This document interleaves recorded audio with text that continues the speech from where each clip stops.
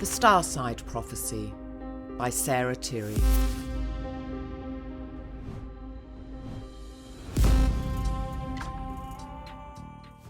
Read by the author. Chapter 7. Oregano and Garlic. Gwendolen altered the interior of her apartment all the time. Over the last month, Gwendolyn's apartment had gone from Spanish rustic to minimalist avant-garde, then to Victorian kitsch, and for about an hour, urban industrial. Today, Gwendolen was delighted with what she considered her finest creation to date, an amethyst grotto. The shimmering mauve quartz interior of a cave the size of a high school gymnasium was not only breathtaking, but romantic and peaceful. Strategically concealed micro-lighting placed throughout the crystal dome caused refractions of glinting light that rivaled those giants further afield in the cosmos. In the middle of the vast living space was an ultra-modern kitchen with its marble countertops, a place Gwendolen generally avoided. She preferred to watch Justinian prepare her favourite meals from her fireside chaise. Today he was wearing an apron with the words "half man, half butler" emblazoned across the front. Gwendolen teased Justinian that being her sexy little hybrid was the sole reason for his creation, a gift to her from Melchizedek, she claimed.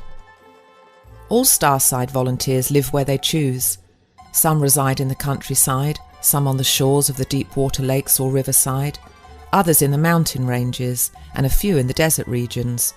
Most, like Gwendolen, reside in lavish apartment complexes adjoining each parish square.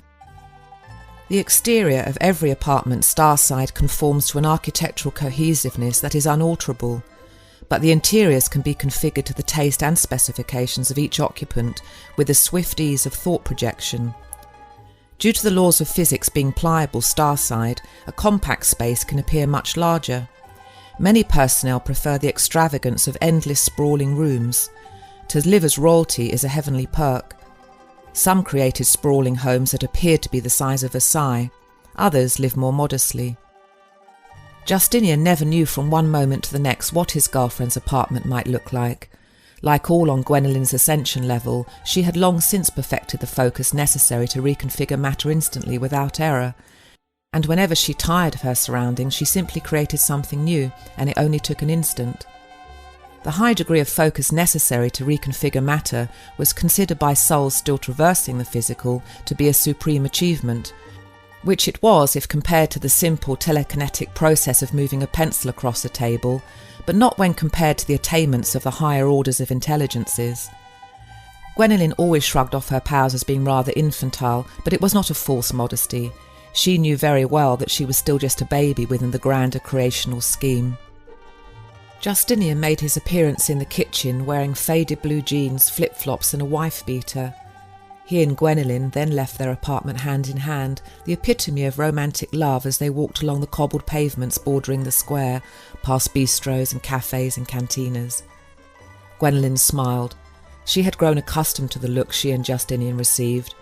It was not their statuesque appearance that compelled admiration, but the intensity of her vibration. Gwendolen had cultivated a level of appreciation and gratitude for life so great that if allowed free rein, it transformed very quickly into near-aching ecstasy. This was palpable to all those who came into her proximity. Justinian squeezed his girlfriend's hand and pulled her closer to prevent her from straying. He laughed as he remembered a time not so long ago when his girlfriend's emotions had reached euphoria.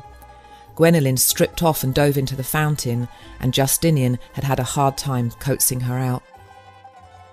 The sensual pleasures indulged back on Earth often carried penalties like weight gain, bloating and hangovers. But because the Fountain of Youth maintained the energy matrix of all Starside personnel, carnal pleasure was a consequence-free pursuit.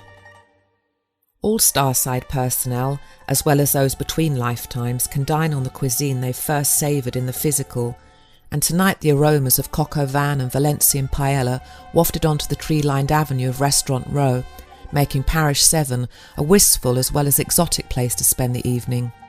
The terraces were already filling up, ensuring that the long-abiding pastime of food, then dancing, then worship under the huge orb of planet Earth would rouse within the revellers a blissful affection towards Melchizedek, the architect of their carnal and spiritual existence. As Gwendolen and Justinian passed an exotically tiled restaurant called Felicidad, Gwendolen waved at a group of souls who had recently returned Starside. All had died of exposure while hiking through an Italian mountain range. She then mouthed the words, "Welcome home." Adjoining their table was another cluster of souls dining al fresco under the awning, and they were speaking in a southern dialect of Portuguese. Gwendolen could hear other conversations taking place in Catalan and Gaelic. To maintain cohesion and unity, Melchizedek had mandated that all Starside business be conducted in English, but whatever earthly language souls chose to revive when not attending to business was entirely up to them. Gwendolen's favourite Italian restaurant soon came into sight. Salvatore's, run by a very old soul who enjoyed cooking on his downtime, was a bustling place of popping corks and clinking glasses. Tiny white lights strung through weeping figs lit the interior, and artwork depicting spices and wine hung on the walls. Neither Gwendolen nor Justinian had taken the trouble to book a table, because Salvatore always seemed to magic one, even on the busiest of nights. He always seemed to know what they wanted to eat before they saw the menu or the nightly specials. Salvatore smiled from behind the bar as the head waiter led the two dispensers to a table next to the window. Gwendolen sat opposite Justinian, clasped his hands, and mouthed the words, "Love you, baby," before looking up into the starry night sky. The moonbeams coming in through the window highlighted the oregano and garlic nestled between the salt and pepper mill. As usual, the energy emanating from the fountain left Gwendolen feeling invigorated and sexually charged. As soon as the waiter set the Chianti on the table, Justinian poured the burgundy liquid into 2 glasses. After a long and elaborate toast, he then leant across the table, knocking over the peppermill to meet his girlfriend's waiting mouth. If thoughts of decency had not entered his mind, their public display of affection would have progressed to its natural conclusion, right there and then, and Gwendolen wouldn't have battered a single beautiful eyelid. Coughing to alert the couple of his presence, the waiter set down a large plate of spaghetti and covered it with Parmesan cheese. Gwendolen picked up her fork and began twirling the pasta until a large ball had formed on the end of her fork. She then offered it to her boyfriend, and then it was his turn. His ball was bigger. Gwendolen laughed and opened her mouth as wide as she could, sucking in a few loose strands. She and Justinian always shared food and fed each other in this fashion, and when they were finished, Gwendolen leaned across the table and licked her boyfriend's mouth clean like a cat. Justinian couldn't remember the last time he had used a napkin. Salvatore, counsellor by day and chef by night, had been a member of the hierarchy longer than anyone could remember. He had lived countless lives in the physical, and although it had been tumultuous and ended in tragedy, his life as Mark Antony, the Roman general, was of a particular favourite. Gwendolen reminded him of his great love Cleopatra, not in appearance but in charm and poise, and guile. Salvatore always reminded Justinian what a lucky man he was. When not blending his secret mixture of herbs and spices, Salvatore could be found at the Department of Energy Realignment on the opposite side of the square. There he led a team of counsellors responsible for supporting those souls who had become the embodiment of so-called evil. Salvatore never saw his charges as evil in the orthodox sense. He saw them from the eternal perspective as lost souls who had strayed so far from the path of righteousness they hadn't been able to find their way back. Lost souls during their life review, a protocol that was often touted on earth by the orthodox as the judgment, were always horrified when reacquainted with the trauma they had inflicted on their fellow man. Following their life reviews, the severely maladjusted, murderers, torturers, rapists and paedophiles were encouraged to submit to an intense program of curative procedures necessary to cleanse the soul and prepare it for the karmic trials awaiting them to the degree possible. Salvatore had designed the curriculum and was proud of the fact that not one soul had ever been given up on, not on his watch. Salvatore cooked for pleasure, knowing that many of those visiting his restaurant would feel a whole lot better after enjoying a home-cooked meal. Many of his customers, embarrassed that their performance in the physical had not been all they had hoped for, felt they had totally let themselves down. Salvatore was able to identify with his clientele's frustration because he too had struggled. Before reaching the middle ranks of ascension, many of Salvatore's lifetimes were disastrous. In order for any authentic progress to be made, he deemed it essential that those who had used their free will poorly rid themselves of every ounce of shame and guilt, and Salvatore was remarkably good at helping his customers overcome theirs. He did this by a process of self-effacement, permitting those who sought his company to see glimpses of the lives that he, the great Salvatore, had made a complete hash of. Salvatore added more sugar to the spaghetti sauce bubbling away in a huge vat next to the pizza sauce. His sous chef understood the difference between both sauces and was reminded that the amount of oregano that went into each should differ. Salvatore wore many hats: chef, blue-collar recruitment head, curative procedures developer, and while chopping his julienne vegetables to within a millimetre of each other, he was required to get into the heads of those who came to his restaurant to eat his food and listen to his wise words. The man sitting at the bar was in need of a pep talk. He was on the lower levels of ascension, and while earthbound, he had been ignorant of the fact that his thoughts, beliefs and intentions had created his experiences, ignorant of the fact that those experiences would ultimately need attending to. Salvatore put down his knife and wiped his hands on a towel before leaving the kitchen to talk to him. The young soul's general demeanour was lacklustre, if not utterly downtrodden. He had recently returned from a lifetime where he had abused his position as a judge, and this lifetime was still very vivid in his mind. He, as Judge McCoy, had taken a bribe and condemned an innocent man by issuing a supremely inflated jail term of 7 years, based on evidence that should not have stood up in any court of law. Judge McCoy died of a heart attack the following year, and after a 3-month sabbatical Starside, he had chosen to re-enter the physical. His current life plan stated that, in his upcoming life, he would mature into a California skater dude who, as he headed off for a vacation in Thailand with his Venice Beach buddies, would smuggle a couple of joints into the country.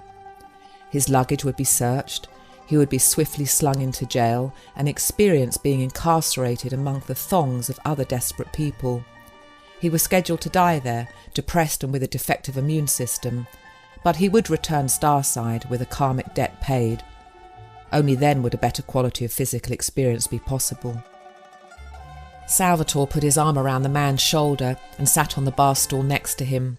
In hushed tones he said, "Listen, mate. Throughout the ages I've heard the same old problems and offered the same old advice. Don't worry about any of it. I have been a thief, an adulterer, a rapist, a murderer and a serial killer. I once hid in the caves to avoid my karma, but I made it out, and if I can make it out, then so can you. 20 years, son's just of a blink of an eye." The young man smiled and nodded, and then he began to relax when Salvatore handed him a shot glass, half filled with a milky white substance that smelled of almonds. 10 minutes later the man was singing, and 10 minutes after that, the blonde babe he'd had his eye on since his return was sitting on his lap. Mary was much more relaxed than the man at the bar had been. Mary had recently died of liver failure due to her fondness for whiskey and had left the physical at age 65. Mary had not been assigned to Salvatore for counselling or any type of energy realignment. His interest in her was based on their mutual compassion for the lost and the lonely. He had invited Mary to his restaurant for dinner and given her his table. Mary had never intentionally harmed another, but in the life she had just left, she had abandoned her son's needs in favour of the bottle, and her only child had no choice but to raise himself. As an adult, her son was dogged with all sorts of abandonment issues, which he kept projecting onto all those he came into contact with: his fiancée, his friends, shopkeepers and co-workers. His inner torment manifested outwardly as anger and self-loathing. Mary's son had no idea he had chosen the circumstances of his childhood. Salvatore looked over at Mary. She was sitting under a huge oil-on canvas depicting a ceramic decanter, a bottle of olive oil, garlic bowls and some tomatoes in various stages of ripening. Salvatore, a lover of still life, had used a palette knife for this depiction, and from several feet away the painting looked exceptionally lifelike, he thought to himself. His love for Mary was evident for all to see in the way he looked at her. Mary was an advanced soul, level 8, and had done very well in many areas of growth, namely compassion and empathy for the social misfits still floundering in a world of temptation they did not understand. Under the influence of Salvatore's behind-the-veil input, many lost souls had crossed Mary's path, many of whom were mentally ill, but she accepted them into her fold without judgment and did what she could to encourage them. But as so often happened in lifetimes previously, Mary's inclination towards poor self-discipline had engulfed her so rapidly that she would now have to return to do it all over again.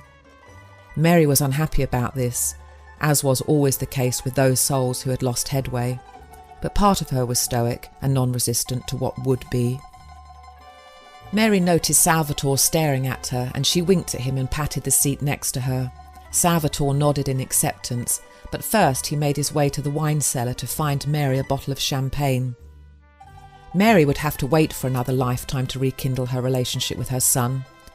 Peter was still alive on Earth, and still unable to resist the pressure of the anti-force, which for years had been whispering the same words into his ear. "She's the one that fucked you up. You're just the victim."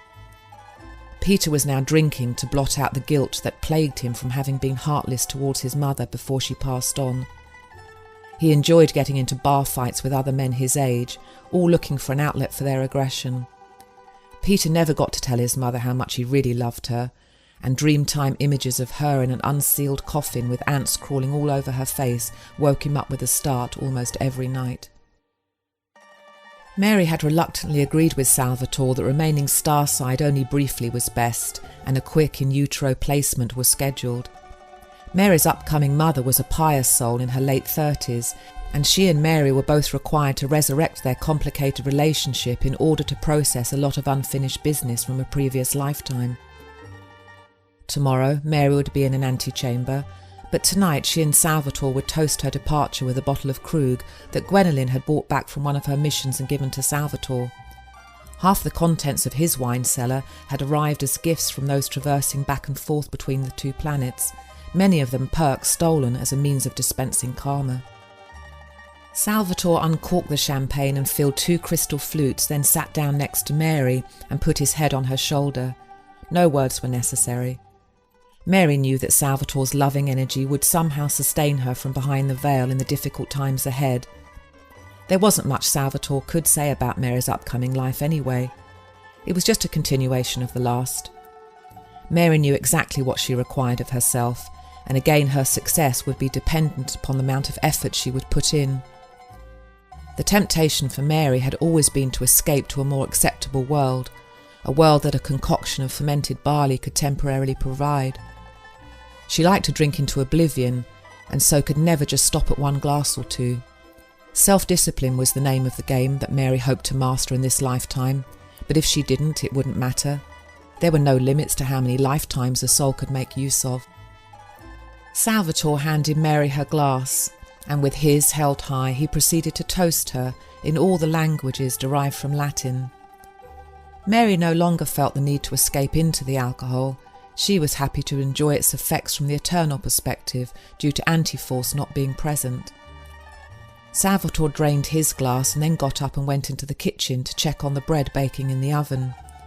When he returned, several youngsters were sitting at Mary's table, and he set down several appetizers in front of them. All were scheduled to enter the physical around the same time as Mary, and all had clean karmic slates. One had big plans to delve into the world of chemistry. Another had been more modest in his expectations and just wanted to get through a simple rural existence of quiet contemplation in preparation for a possibly more robust life to follow. And the young girl's life plan was very ambitious. She wanted to experience the challenges of dealing with Asperger's syndrome under the supervision and care of overachieving parents. This was her gift to them. The youngsters and Mary would soon be incubating in their chosen wombs, and they would have plenty of time for respite then, thought Salvatore as he made his way behind the bar to shake some elaborate cocktails. As he did so, Mary stood and toasted the entire restaurant. The commiseration party quickly turned into a raucous celebration of life, tragedies and triumphs, death and resurrection. Gwendolen blew Mary a kiss from across the restaurant, and so did Justinian. Then both mouthed the words, "Good luck." Mary winked. She had the warmest of hearts and the loveliest of smiles, and Gwendolen thought her stoicism was an inspiration to all, like her, who would not be taking a leisurely, between-life breather. Salvatore began singing again, and Gwendolen covered her ears and groaned. That's Amore was a song that she had heard more times than she could possibly recollect. "My restaurant, my music," said Salvatore, then singing something about a moon and a big pizza pie. He then walked back into the kitchen to check on a pot of marinara sauce bubbling away on the stove. As he passed the oven, he picked up a tomato and threw it at his sous chef's head. The sous chef quickly ducked and the tomato splattered against the wall. "Salvatore, you are a senile old man, and I would pity you more if I had time to," he said, chopping an onion at lightning speed and smiling. Salvatore chuckled and left the kitchen, exiting through the bat-wing doors. Before making his way to Gwendolen and Justinian's table, he grabbed a bottle of limoncello, which he proceeded to pour into 3 shot glasses. Justinian had already pulled up another chair. Gwendolen's eyes widened when Salvatore handed her a glass. She threw her head back, and when the glass was empty, she set it down for another, but groaned when she felt an electrical impulse tickle her wrist. She had just received a message on her watch from a mission coordinator which read, "Reassignment, urgent, report immediately." She had been quite looking forward to going to Marseille, but that trip had been reassigned. Her expertise was needed elsewhere. Damn. Justinian knew that their evening had been cut short. It had happened many times before. "Well, my love," said Gwendolen, pouting. "Not tonight. I am wanted elsewhere." "Everyone wants you, Gwen. They can't help it." Gwendolen reached across the table to cup her hands around her boyfriend's face. They rubbed noses and kissed. Then Gwendolen withdrew. It was time to centre her thoughts for an immediate transfer. Gwendolen stood up and tucked her chair under the table. "Thank you for a marvellous dinner, Sal." "My pleasure, doll. You're my favourite customer, you know that." "I know, and you're my favourite chef. Don't drink too much." "Never do, doll, never do," was the last thing Gwendolen heard Salvatore say as she stepped out into the night. "What are you going to do now, son?" inquired Salvatore. Justinian's expression was that of a bereft adolescent having just been ditched by the woman of his very wet dreams. "I don't know," responded the dispenser, shrugging. "Any suggestions?" "You can come with me into the caves if you like. I'm leaving in 5. "You gotta be joking," said Justinian, standing up. "Coward," said Salvatore, tucking his chair under the table also. "Real men have no problem down there." Justinian laughed but refused to be goaded. He would wait for Gwendolen back at their grotto. Justinian grabbed the bottle of limoncello before darting towards the door. "Thief!" screamed Salvatore. Mary and the youngsters laughed.